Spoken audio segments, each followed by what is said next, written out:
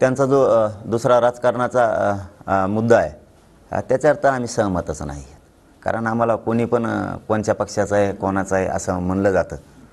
पण महाराष्ट्रातल्या मराठा समाजाला मी दर दिवस सांगतोय की आपलं आंदोलन राज्यात कुठं सुरू नाही, कोणाला आडू पण नका आणि कोणचं आंदोलन पण करू नका. मराठ्यात खूप दम आहे हो जाब विचारण्याची. मराठ्यांना जर ठरवलं जाब विचारायचं तर मुंबईत जाऊन विचारू शकतात मराठी, एवढी ताकद मराठ्यात आहे. त्यामुळे सध्या आंदोलनं नाहीत, विनाकारण ते त्यांना बळ मिळाल्यासारखं होतंय.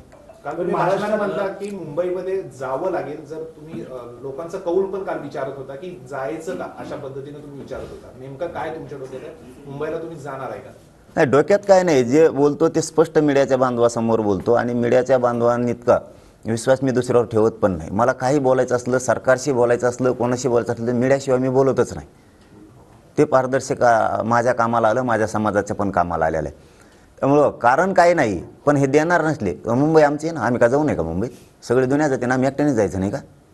एकदा पोराला चक्कर मारायची असेल तर मारायची, एकदा आरक्षणासाठी मारू शकतात. पण राज्यामध्ये आरक्षणाची गरज नाही असं सुद्धा राज ठाकरे म्हणतायत. आर्थिक निकषावर आरक्षण हवं असं त्यांना गरज नाही, बाकीच्यांना आहे ना. आता काय असतं, राजसाहेब ठाकरेंनी विचार करायला पाहिजे या गोष्टीचा की गोरगरिबांना आरक्षणाची आवश्यकता आहे. जे त्यांना वैभव मिळालं गोरगरीब जनतेच्या मराठ्यांच्या जीवावर मिळालेलं आहे. आणि श्रीमंताला येशीत बसणाऱ्याला आरक्षणाची किंमत नाही कळणार.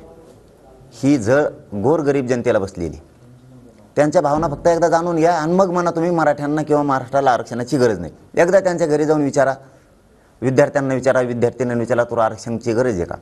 ती जर नाही म्हणली तर मग तुमचं मत व्यक्त करा. तुमचं प्रत्येक वेळेस तुमचेच विचार जनतेवर लादून चालत नाही आणि तुम्ही ते लादू पण नका. उद्धव ठाकरेंच्या गाडीवर काल राज ठाकरेंच्या गाडीवर काल सुपाऱ्या टाकल्या. त्यानंतर संजय राऊत यांनी सांगितलं की ते शिवसैनिक नव्हते तर ते मराठा आंदोलक होते आणि त्यांचा तो रोष होता. काय आहे ते कोण होते मी पण नाही बघितले, पण मी एवढंच सांगतो की राज्यात आंदोलनं सुरू नाही आहेत मराठ्यांचे कुठंच.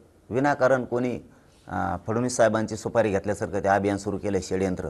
त्याच्यात सामील होऊन विनाकारण रॅल्या काढणं, कुठं यात्रा काढणं, कुठं जाब विचारणं, हे कामं बंद करावं. कारण समाजात ताकद आहे ना जाब विचारण्याची. मुंबईत जाऊन विचारू शकतो ना, असं थोडंच आहे की समाज विचारू शकत नाही म्हणून तुम्ही विचारायला चालला.